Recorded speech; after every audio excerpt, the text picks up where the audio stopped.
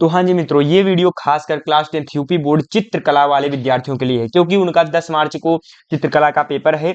तो उनको OMR sheet पे क्या गलतियां नहीं करनी है वो चीजें मैं यहाँ पर बताने आया हूँ। या मतलब छोटे सी न्यूज है, बहुत आपको पता ही होगा, लेकिन इंपॉर्टेंट है, इसलिए मैं इस वीडियो को पर्सनली बना रहा हूँ। ठीक है, तो एक आध दो स्टूडेंट्स के मेरे पास में जो है कॉल्स भी आए थे कि भैया मैंने ये मिस्टेक कर दिया है पिछले पेपर्स में, तो कोई प्रॉब्लम नहीं है, तो उस पर भी हम चर्चा करेंगे। साथ ही साथ आपको उससे अनुभव होगा कि ये गलतियां मुझे खासा नहीं करनी है अपने एग्जाम में। ठीक है, तो यहाँ पर सबसे पहले ये चीजें आपको दिखाई दे रही हैं, ये चीजें पहले से ही भरी होती हैं और यहाँ पर सभी चीजें आपको लगभग हूबहू जैसे आप जो है पूर्व एग्जाम के लिए या पूर्व परीक्षाओं के लिए आप करते आए हैं वही आपको करना है।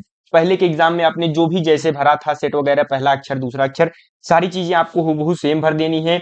और यहाँ पर एक चीज आपको ध्यान देना है, इस वाले पार्ट को भी आपको भरना है। अब मेरे भाई बात क्या आता है कि आर्ट में ऐसा क्या खास है जिस कारण से आप वीडियो बना रहे हो।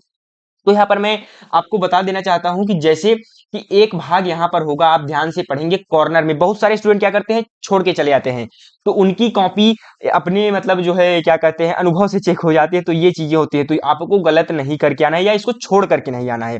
गलत क्या, आपको छोड़ करके नहीं आना है। क्या क्या पार्ट है कि प्रश्न पत्र भाग दिया गया है, यहाँ पर कुछ चीजें दी गई हैं।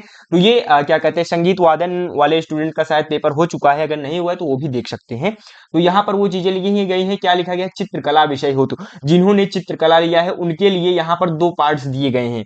तो बाकी अगर आपने चित्रकला नहीं लिया है या फिर संगीत वादन नहीं लिया है तब भी आप इस पार्ट को नहीं भरेंगे। लेकिन अगर आपने चित्रकला लिया है तो आपको क्या करना है मेरे भाई, सिंपली। और साथ ही साथ इस वीडियो में थोड़ा सा क्या कहते हैं आपको बताऊंगा कि कैसे आपके जो है मॉडल पेपर वगैरह आएंगे, तो क्या कहते हैं उस पर भी हम चर्चा करेंगे लास्ट में। तो पहले अभी इसको मैं बता देता हूँ। तो क्या है कि जैसे यहाँ पर जो स्टूडेंट आलेखन भाग लिए होंगे, डिजाइन लिए होंगे, उनको इस वाले पर ऐसे गोला कर देना है।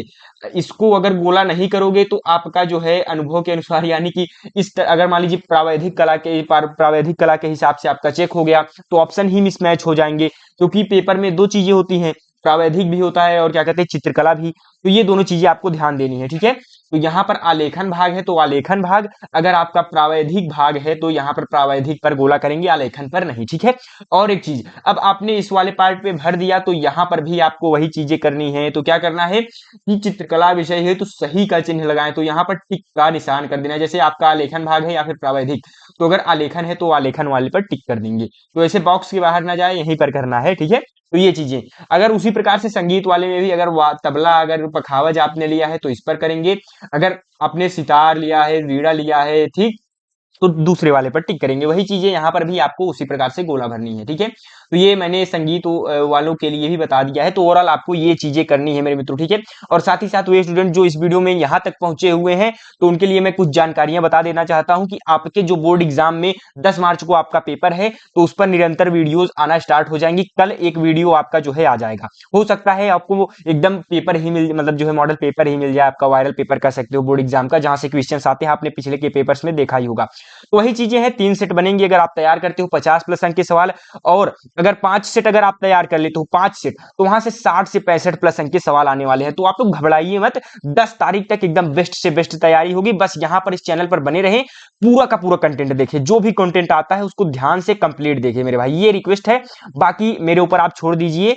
जैसा कि मैंने संस्कृत में भी अभी आपने देखा 5 सेट में 2 सेट ऐसे थे जो कि टफ आए थे, ऐसा मैं हर बार बोलता हूं। चित्रकला में कोई भी पेपर होगा 2 सेट टफ आएंगे 5 सेट में से, बाकी 5 सेट जो है इजी आएंगे।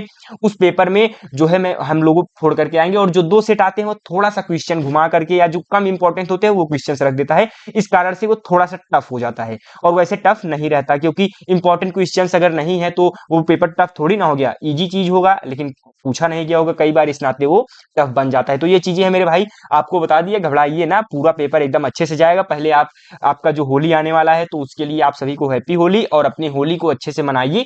थोड़ा बहुत ध्यान देते रहिए पढ़ाई पर भी, ये नहीं कि एकदम से छोड़ करके चले जाएं। और साथ ही साथ मेरे भाई आप जो है थोड़ा बहुत पढ़ते रहेंगे, क्योंकि आपका जो पिछला पेपर बीत गया है वो आप बदल नहीं सकते। अब आगे जो है आगे का एक पेपर अगर आपका बचा हुआ है तो आप जो है क्या कहते हैं एक तरीके से कह सकते हैं संस्कृत वाले स्टूडेंट्स को बीट कर सकते हैं। और साथ ही साथ मेरे भाई थोड़ा सा अपने पिछले के जो पेपर्स में आपने 5 पेपर में मान लीजिए 2-5 नंबर आपका इधर उधर हो गया है, उसको इसमें कवर कर लो, ये चीज मैं कहना चाहता हूं।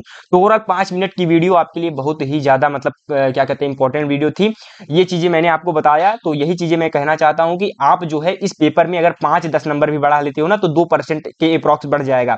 तो आपके पूरे पेपर में, पूरे लाइफ में आपको फायदा देगा। तो आप थोड़ा सा मेहनत कर लेंगे तो आपके लिए फायदा होगा। तो यही इसी के साथ चलते हैं मेरे मित्रों, ऑलमोस्ट 5 मिनट की वीडियो हो गई है, तो इसी के साथ चलते हैं मेरे मित्रों। धन्यवाद, राधा स्वामी। बाकी सारी पीडीएफ वगैरह आपको फ्री ऑफ कॉस्ट मिल जाएंगी सोल्यूशन के साथ, तो आप लोग चिंता ना करिए। तो इसी के साथ चलते हैं मेरे मित्रों। धन्यवाद, राधा स्वामी।